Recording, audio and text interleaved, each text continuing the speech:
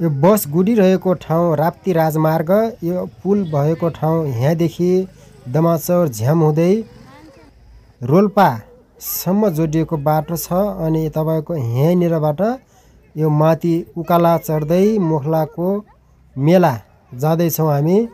यो मेरी छोरी, यो छोरो, यो उकाला चढ्दै जानुपर्छ, थोरै सिडी हिँडेर माथि जानुपर्छ।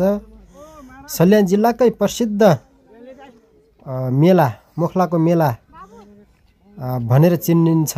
यो लास्ट मेला पनि हो र कतिको मेला लागेको छ यसपालि। हामी जाँदैछौँ अनि हामी ठ्याक्क अहिले मन्दिरनिर आइपुग्यौँ। अनि मन्दिरमा प्रवेश गरौँ न त भनेर मन्दिरभित्र गएर भगवानको दर्शन लगियो। सतीदेवीको अङ्गपतन भएको ठाउँ भनेर पनि चिनिन्छ। सल्यान जिल्लाकै प्रसिद्ध शिव गुफा भनेर चिनिन्छ। हामी गुफाभित्र छौँ अहिले, धेरै तल छ गुफा। हेर्न सक्नुहुन्छ भित्र मूर्तिहरू। अनि अहिले हामी ठ्याक्कै बाहिर निस्क्यौँ र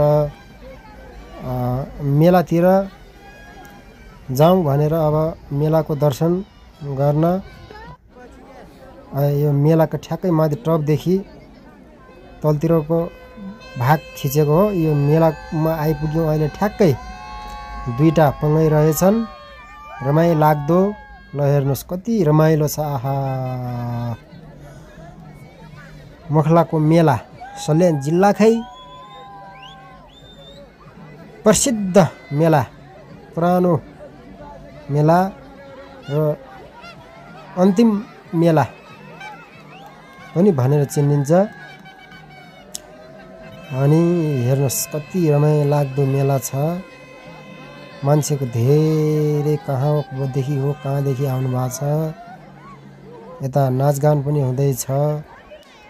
धेरै रमाइलो लाग्दो मेला।